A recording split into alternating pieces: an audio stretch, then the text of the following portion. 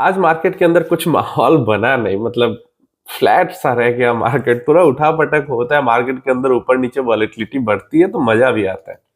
तो market almost flat था। Large cap थोड़ा सा, मतलब निफ्टी थोड़ा सा ऊपर था, मिड स्मॉल पॉइंट्स में थोड़ा ऊपर नीचे, तो ऑलमोस्ट फ्लैट ही कह सकते हैं। मार्केट में ज्यादा कुछ नहीं हुआ, लेकिन मोतीलाल ओसवाल का लगता है समय ही खराब चल रहा है। न्यूज आई एक निकल के कि मोतीलाल ओसवाल के ऊपर 7 लाख रुपीस की पेनल्टी ठोक दी गई है सेबी की तरफ से, और 45 डेज का टाइम दिया गया है इस पेनल्टी को पे करने के लिए।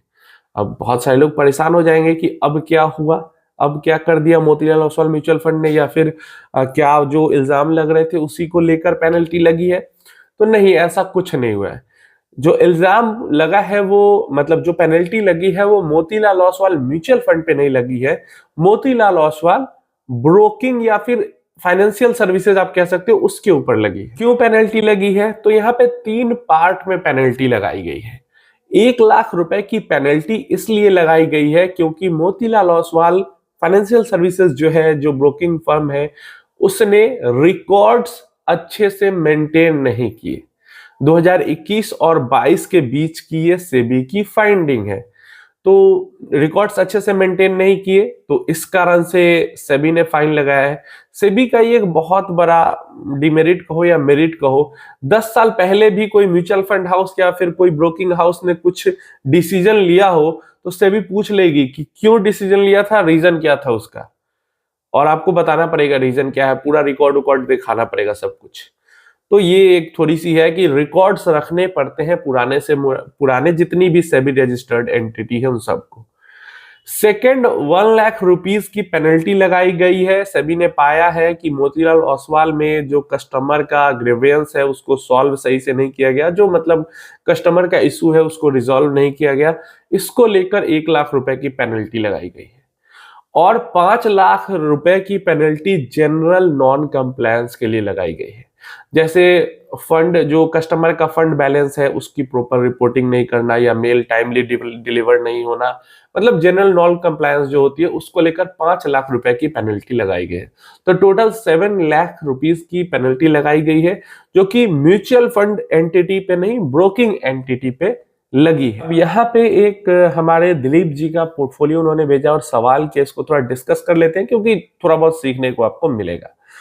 यहाँ पे बड़े भाई please suggest required correction, age 33 है, टाइम पीरियड 10 to 15 ईयर्स का है, रिस्क प्रोफाइल मॉडरेटली एग्रेसिव है। तो मॉडरेटली एग्रेसिव है, इसके अकॉर्डिंग मैं यहाँ पे बातें करूंगा, प्रॉपर एग्रेसिव नहीं है।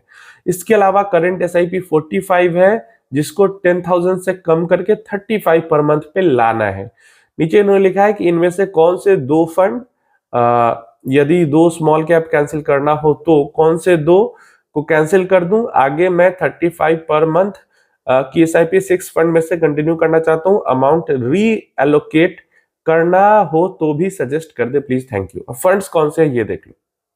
पहला फंड पराग पारिक फ्लेक्सी कैप फंड हो जाता है, 8,000 की एसआईपी है 5 से 7 साल के लिए। देखिए 5 से 7 साल के लिए बढ़िया फंड है, लेकिन क्योंकि आप हाई रिस्क एग्रेसिव इन्वेस्टर नहीं है, आप मॉडरेटली मतलब वॉलिटिलिटी चाहते हैं अपने पोर्टफोलियो के अंदर, इसलिए आप पराग पारिक फ्लेक्सी कैप को लंबे टाइम तक अपने पोर्टफोलियो में रख सकते हैं, क्योंकि ये जो फंड है ये आपके पोर्टफोलियो की, ओवरऑल पोर्टफोलियो की वॉलिटिलिटी को कम करेगा।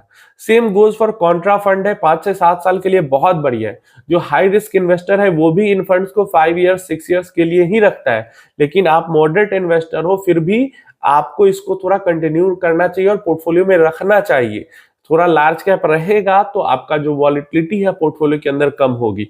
तो 5-6 इयर्स के लिए रखना है, सही है, लेकिन उसके बाद आगे भी जो आपका पोर्टफोलियो रहेगा उसके अंदर भी इन दोनों फंड्स को आप कंटिन्यू करिएगा। जितने पैसे की जरूरत हो उसको निकाल लीजिएगा, बाकी इन फंड को चलने दीजिएगा ताकि पोर्टफोलियो के अंदर वॉलिटिलिटी कम रहे। पहली चीज तो ये ध्यान में रखना है। दूसरी चीज, 2 मिड कैप फंड है, Edelweiss mid cap, Motilal mid cap 6,000। एकदम ध्यान रखना है कि 7-8 इयर्स प्लस की, चाहे कितना भी फंड गिरे चढ़े उठा पटक हो जो भी हो, कम से कम 8 साल तक तो आंख बंद करके इसको पकड़ के रखना है, बिल्कुल छूना ही नहीं है, इन्वेस्टेड एकदम रहना है। बहुत बढ़िया है। देन हमारे पास आता है Tata, Nippon, quant and Motilal. 4 small cap funds हो जाते हैं। स्मॉल कैप के अंदर काफी ज्यादा आपने एक्सपोजर ले लिया है as a moderate investor. Aggressive रहते तो कोई दिक्कत नहीं था, लेकिन एक मॉडरेट इन्वेस्टर के लिए 50% से ऑलमोस्ट अपना डाल देना स्मॉल कैप के अंदर, मतलब पूरा ही आपका बस ये 6-6 12 हजार जा रहा है लार्ज कैप के अंदर, नहीं 8 हजार उधर और 5 हजार इधर, 13 हजार जा रहा है लार्ज कैप के अंदर। मैं फ्लेक्सी कैप और कॉन्ट्रा को लार्ज ही मानता हूं, तो बाकी पूरा पैसा आपका स्मॉल मिड में ही जा रहा है, तो काफी वॉलिटिलिटी पोर्टफोलियो के अंदर होगी। डेफिनेटली जो 10 हजार आपकी एसआईपी कम करनी है, वो 10 हजार 2 स्मॉल कैप में से ही आपको करना चाहिए। क्लियर है? और उस पैसे को अगर रहने देना चाहते हो स्मॉल कैप में, पहले से डाला हुआ है तो ठीक है, और अगर चेंज करना फंड तो स्मॉल कैप से निकाल के उसको पारंपरिक फ्लेक्सी कैप के अंदर इन्वेस्ट कर देना, वो ज्यादा बेहतर ऑप्शन होगा आपके लिए।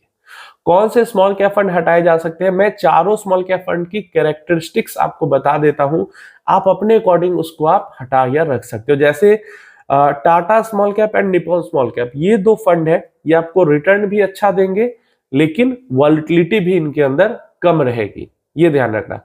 कम वॉलेटिलिटी के साथ अच्छा रिटर्न्स बना के ये देंगे लॉन्ग टर्म में। और जो मोतीलाल का स्मॉल कैप फंड है एंड क्वांट का स्मॉल कैप फंड है, ये बहुत अच्छा रिटर्न देंगे बना के, लेकिन बहुत ज्यादा वॉलेटिलिटी के साथ बना के देंगे। तो अगर सिर्फ स्टेबल कम वॉलेटाइल वाले फंड्स रखना चाहते हैं तो टाटा निप्पॉन रखा जा सकता है।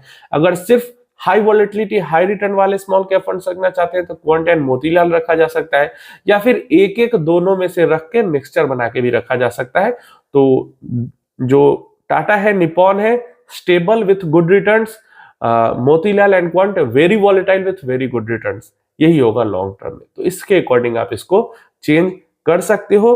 पोर्टफोलियो बहुत बढ़िया है लॉन्ग टर्म के लिए, और बहुत तगड़ा पैसा इस पोर्टफोलियो से लॉन्ग टर्म में बन सकता है। अगर आप हाई रिस्क एकदम एग्रेसिव इन्वेस्टर होते, कोई वॉलेटिलिटी से डर नहीं, एकदम आंख बंद करके 10-15 साल सोच लिया 10-15 साल तक बने रहेंगे, तो इसके अंदर फ्लेक्सी कैप या कॉन्ट्रा वगैरह नहीं रहता तो कोई दिक्कत नहीं होती। सिर्फ क्योंकि आप वॉलेटिलिटी से डरोगे, इस कारण से फ्लेक्सी कैप एंड कॉन्ट्रा का लॉन्ग टर्म तक साथ में पोर्टफोलियो में रखना जरूरी है। उम्मीद है इंफॉर्मेशन हेल्पफुल होगी, और किसी तरीके का आपका क्वेश्चन है, पोर्टफोलियो कोई ऐसा यूनिक टाइप का है जिसमें जरूरत है, तो डेफिनेटली पूछ सकते हो, बताऊंगा उसके बारे में। बहुत सारे पोर्टफोलियो बस एक जैसे रहते हैं, इसलिए उस पर डिस्कस करना, क्योंकि इंफॉर्मेशन अगर कुछ अच्छी पास आउट नहीं होती है तो एक ही चीज बार बार क्या बात करना। तो ठीक है, कोई क्वेश्चन क्वेरी है तो नीचे कमेंट बॉक्स में पूछ लेना।